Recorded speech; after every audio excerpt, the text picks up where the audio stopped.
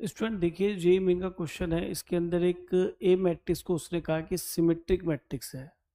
उसके बाद A into this matrix equal to this matrix दे रखा है, और डिटरमिनेंट ऑफ ए आपको 1 दे रखा है, और ए इनवर्स में एक इक्वेशन और दे रखी है, और फिर आपसे वो अल्फा प्लस बीटा पूछता है। तो देखिए, हम सबसे पहले इसको शो करने के लिए एक सिमेट्रिक मैट्रिक्स एज्यूम करेंगे, वो भी 2 by 2 की। तो सिमेट्रिक में आप जानते हैं ए ट्रांसपोज इक्वल टू ए होता है। तो इसके डायगोनल एलिमेंट आप कुछ भी ले लीजिए, लेकिन अगर यहाँ पे दोनों नंबर सेम लेंगे, डायगोनल के अबाउट जो नंबर मिलते हैं ये सेम बनते हैं बेटा इमेजेस में, तो आप इसका ट्रांसपोज देखिए सेम आ जाएगा, तो ये सिमेट्रिक मैट्रिक्स होगी। अब इसके बाद इसने दे रखा है A into this matrix equal to this. तो ए मैट्रिक्स यहाँ रख लेते हैं। ए हमने क्या लेट किया था बेटा, ए सी और बी, और इसको 1 1 से मल्टीप्लाई करते हैं। तो अच्छा, 1 2 3 अननोन हो गए हमारे, ए बी और सी। ये ध्यान रखना, 3 इक्वेशन चाहिए ही हमें इनको सॉल्व करने के लिए। ठीक है, हमने इसको फिर मल्टीप्लाई किया, तो इससे हमें क्या मिल जाएगा बेटा, यहाँ मिलेगा ए प्लस सी, और जब इससे मल्टीप्लाई करेंगे तो सी प्लस बी मिलेगा। अब कंपेयर करेंगे, यहाँ तो पूरा लिख के दिखा रहा हूँ, एग्जाम में तो आप डायरेक्ट लिख लेते। ए प्लस सी यहाँ पे हमारा 3 आ गया बेटा, और यहाँ पे सी प्लस बी 7 आ गया। अभी एक इक्वेशन और चाहिए, तो उसे डिटरमिनेंट की वैल्यू ए की दे रखी है 1, तो डिटरमिनेंट निकल जाएगा। डिटरमिनेंट ऑफ ए क्या होना है, स्क्वायर मैट्रिक्स, तो यहाँ मिलेगा A B minus C square that is 1।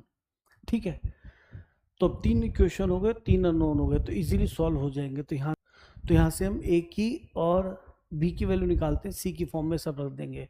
तो ए की वैल्यू आई 3 माइनस सी, और बी की वैल्यू भी आएगी बेटा 7 minus C, minus C square equal to 1। तो ये हो गया 21 minus 3 C minus 7 C plus C square. लो जी, ये भी अच्छा हो गया, क्वाड्रेटिक टर्म तो कैंसिल ही हो गया।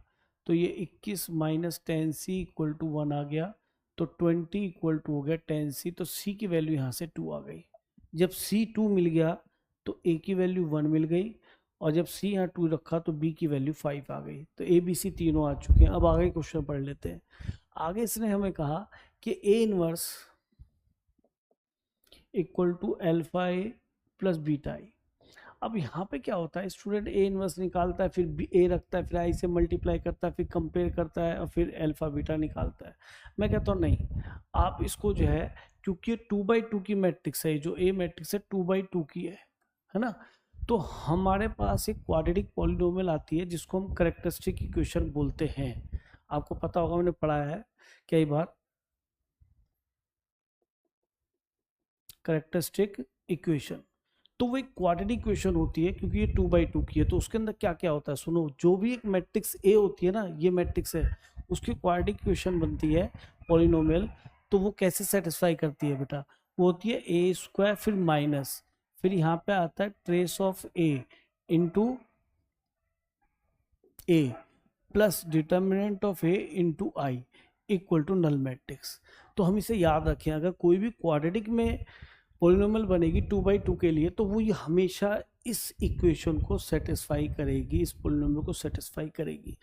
तो हमने इससे ऐसे क्यों पहचाना इसे, क्योंकि अगर मैं इस इक्वेशन को ए से मल्टीप्लाई कर दूं, बेटा ध्यान से देखिए, तो ये ए इंटू ए इनवर्स हो जाएगा। एल्फा कांस्टेंट है, पहले ही बाहर रखो, मैट्रिक्स की मैट्रिक्स से मल्टीप्लाई होती है। बी बीटा ये बाहर रखेंगे, ए इंटू आई। ठीक है, तो ये तो बन गया आई, ये बन गया अल्फा इंटू ए स्क्वायर माइनस बीटा, आई से मल्टीप्लाई करेंगे तो ये ए ही बन जाएगा। तो देखिए यहाँ पे क्या मिला, ये alpha A square plus beta A, और इसको आई को उधर लेके तो minus I equal to null matrix. तो ये भी क्वाड्रेटिक पॉलिनोमियल, ये भी क्वाड्रेटिक। तो अब कंपेयर किया जा सकता है, तो चलो एक काम करते हैं, ट्रेस ऑफ ए की वैल्यू बोलो कितनी बनेगी। ट्रेस ऑफ ए क्या होता है, डायगोनल एंट्रीज का सम होता है। तो ये बन गया A plus B into A plus determinant of A इसका कितना था, 1 ही था, ये रख देते हैं। तो 1 रखने पे तो आई रह जाएगा। अब कंपेयर कर लेते हैं इसको।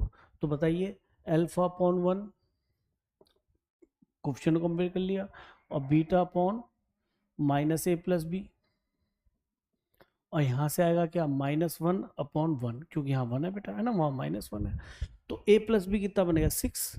ठीक है, तो इसको मैं 6 रखूंगा, तो alpha upon 1 beta upon -6 equal to -1। ठीक है, a plus B minus plus 6 बनेगा, वहाँ -6 बन जाएगा।